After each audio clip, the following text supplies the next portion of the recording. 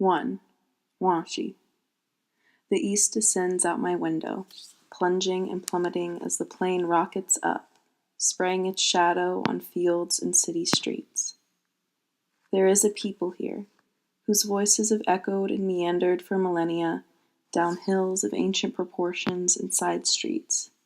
7 fires burn in eyes that have not forgotten, can never forget, hearts that will be known in all seasons.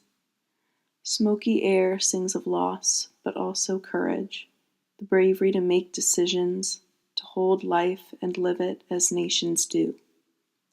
The black hills rise like knuckles out of the earth, broad faces marked by gullies and grit, embedded with a hefty hand left unclaimed, withering like sediment in the wind. I hope my mind is right. I hope that the people I meet will live in my memory, their words, songs in my heart, the land a heavenly promise in the spring. I am not brave like the stones beneath my feet, unapologetically barren, brazen, brushed by sunsets wider than the earth and twice as deep. Brave like the people, Lakota, and the heritage they fight for, regain a little more each day. There is a yellow turning in the east. A sun-stoked nation watches from the hills. 2. Nupa. Arrows burrow deep into a fake deer, shot point blank at 10 yards. Unrealistic, but we savor it the same. I can't imagine how hunters did this on horseback, how bows were wielded as easily as spoons, as skillfully as craftsmen. The summer grass is tall around us, and we feel like we can do anything, if only we had the time and the love it takes. There is poverty here. We feel it in the homes, in the soup kitchen, walking through the store.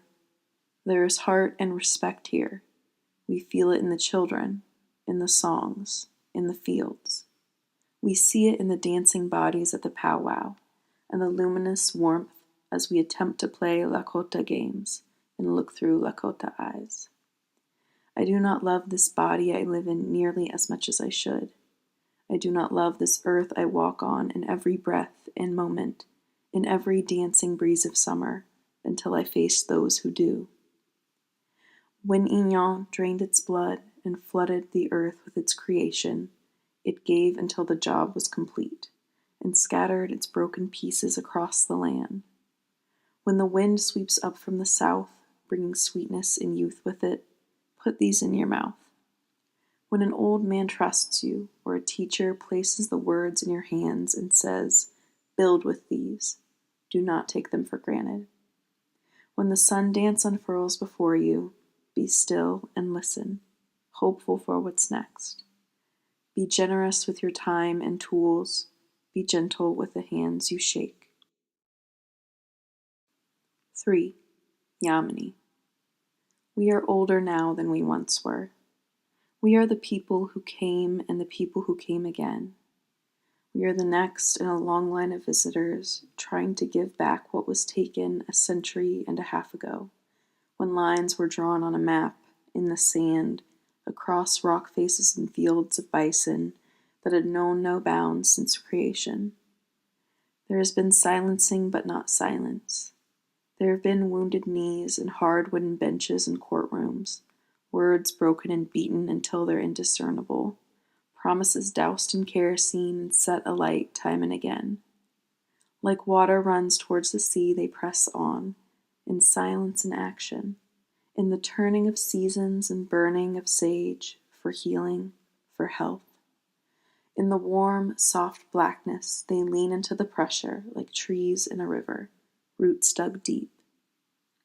Not all of us grow up. Some stay children, never understanding, and some die young. If you are lucky and strong, you'll take the words, the ones your elders sing, and learn them like pebbles, touching their smooth corners.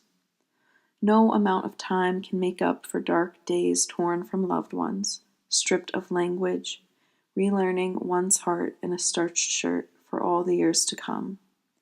8 days is not enough time to forget a crooked past, bent into a forced smile. How many nations know the pain punched in these floorboards? 4. Topa. We are all treading a circular path, digging our feet into different lands and hoping for an answer. I take a deep breath and fill my lungs up with cold air, with clarity. My grandma fell a few weeks ago, and now a steel rod lives in her arm, holding a palmful of pieces together like poles in a teepee, skin stretched taut. And I wonder about all the stories she hasn't told me yet.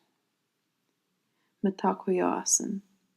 It was the first phrase we learned, and it permeated everything like mist, like frost in the winter, a cold comfort.